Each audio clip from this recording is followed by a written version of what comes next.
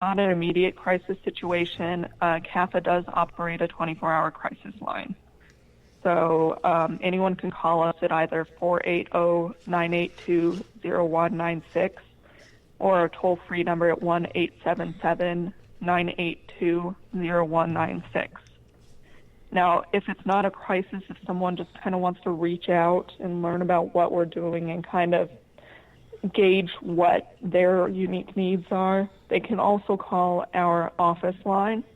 So our office is open from 9 to 5, Monday through Friday. And so they can reach us there at 480-982-0205.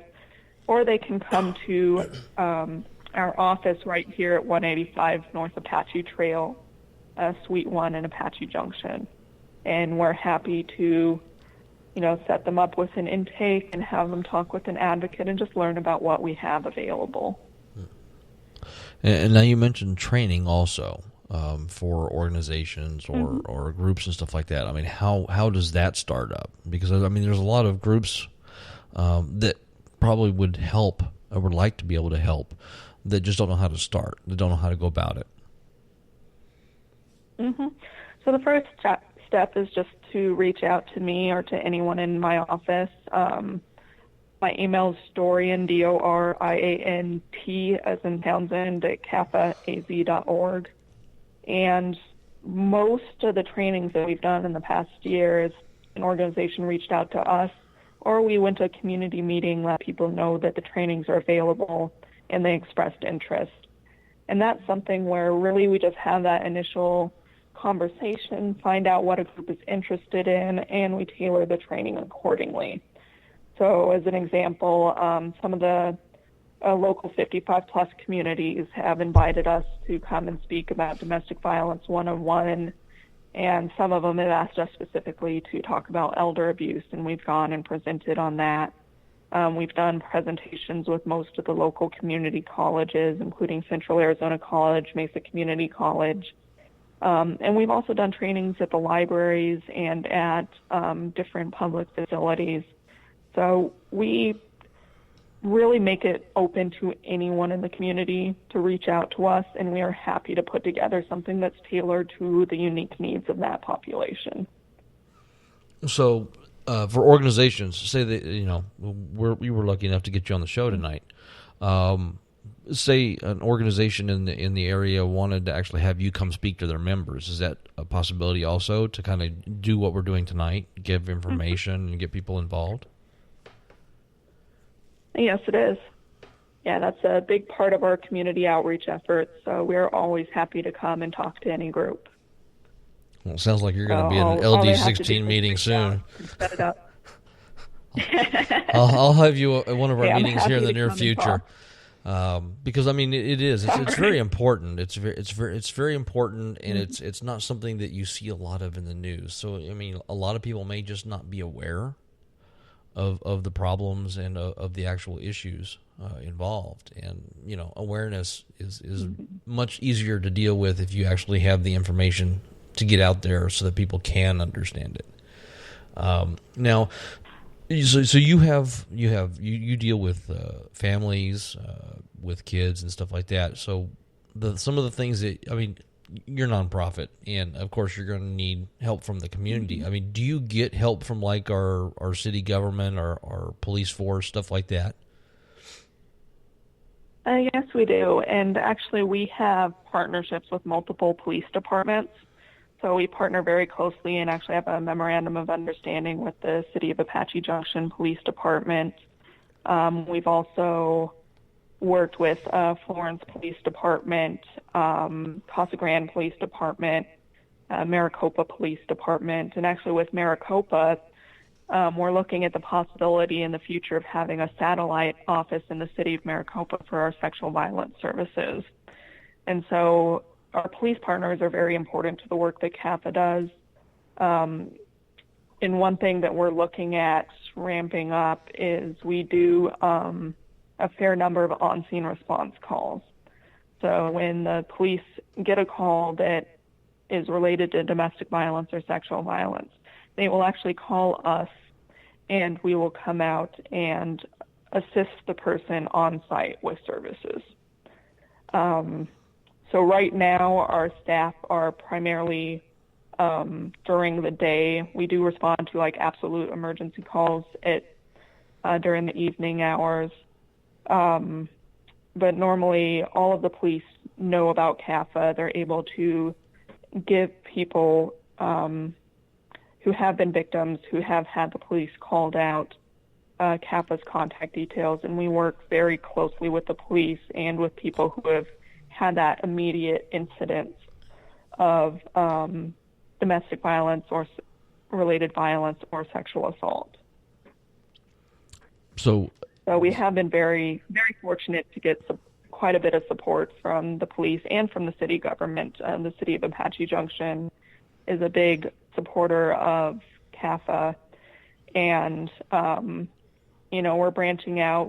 We also get some support from the Pinal County Attorney's Office. They actually set up kind of a cool project last year where we had furniture that was donated. It was actually made within the Florence Prison Complex as part of the kind of career skills program, and it was donated to us. And we're able to give it to families through our holiday house that we do each year in December. So they were able to get some children's furniture for the holidays, which was a really interesting partnership that we had. So, we're very thankful for the role that local communities played, and I'll say the Apache Junction community has been very generous to us in multiple ways. The social groups, the Chamber of Commerce, many groups are very generous to us. We also have, Soroptimist International, who has done a number of events with us, Kiwanis, Lions Club. We have quite a bit of involvement, and we're always looking at ways to increase that involvement and provide creative volunteer opportunities so that people feel like they can contribute and they can make a difference towards CAFA's mission. So one of the things that we've noticed over the past few years here in Apache Junction is that we're seeing a lot more homeless. And we've had experience with friends and stuff who work with the homeless in Phoenix, and there is quite a bit of abuse that goes on in the homeless communities.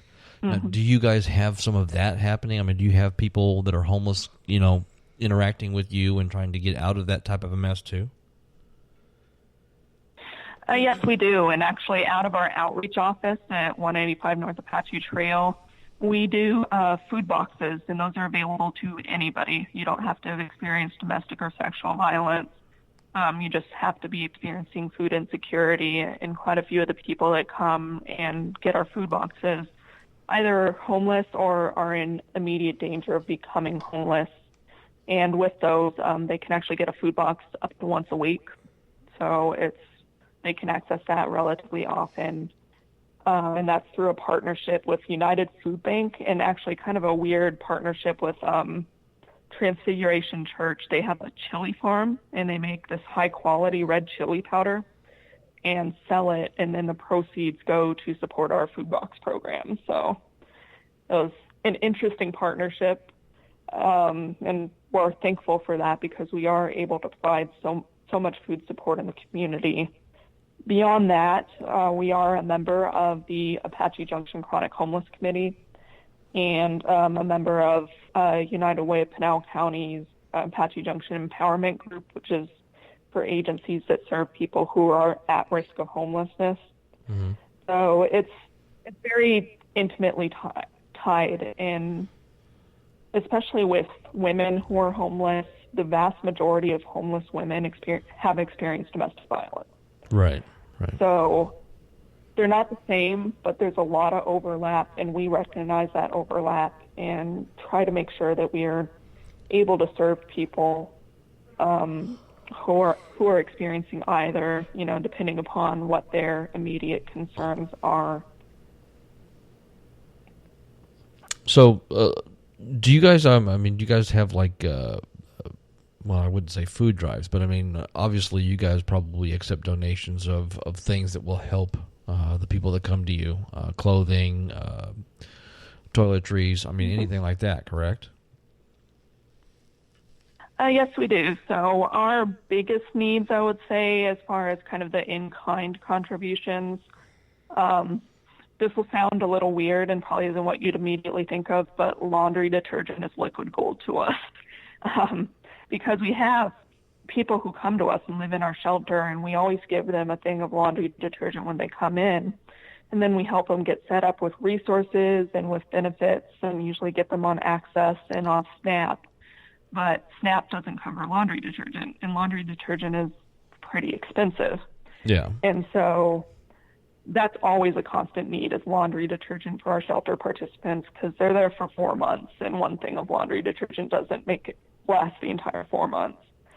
Also, any feminine products, shampoos, conditioners, and with shampoos and conditioners, also getting a variety of shampoo and conditioners for different hair types, because we do serve a lot of women who are African American, who are Middle Eastern, who are Hispanic and have different hair types, so suave isn't necessarily the best for their hair.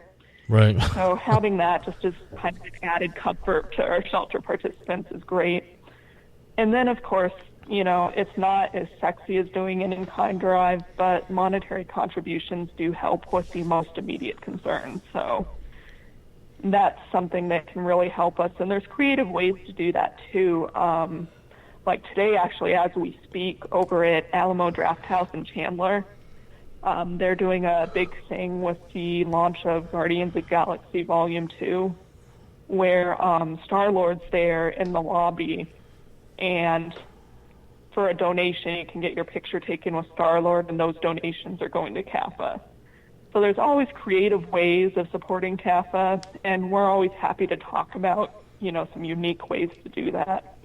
But that was probably the most colorful way that I've seen in the past couple months, and I really enjoy the fact that they pulled that together.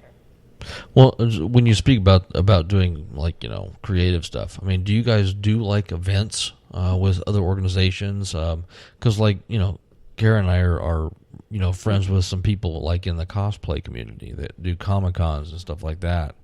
That would be kind of artists that can do caricatures. Caricatures. Ugh, I hate that word. Stuff like that. I mean, do you guys actually have little fairs and little fundraisers or food drives or anything like that, to bring more people in to get them to help the community? Yes, we do. Actually, one event that we did along with the Apache Junction Library recently is the Apache Junction Library put on a little library con. And I used to be active with the Arizona Avengers. So I invited the Arizona Avengers out, and they helped with our CAFA booth and took pictures with different people. And then the events that are CAFA specific, every year in October is Domestic Violence Awareness Month, and we do a Awareness Month kickoff event. And this year it's going to be a full day event the first Thursday in October, which, is October 5th. And it's going to be a family-friendly event right across the street at the new Flatiron Park. Mm-hmm. And we're hoping to have, some creative things like that, like face painting, a donkey to have as a petting zoo sort of thing. We're hoping to have a lot of activities to bring families over and just let them know that we're here and that we're able to help. And then our two big fundraisers of the year are, first off, the Giddy Up Gala, which is November 4th. And this year that's going to be at the Rockin' R Ranch at 6136 East Baseline Road in Mesa. And that's always a fun fundraiser. I mean, a lot of times, you hear gala, you think of your typical breakfast or dinner event, and we do have our survivor speakers and our ask and everything, but we also have a live band performing both classic rock and country music. We've got a cowboy dance, a barbecue dinner, a wine wheel. So it's just a fun event to bring people out and to learn more about us and to support us. And then I believe it's going to be March 17th of this year, we're going to have our 10th annual CAFA 5K.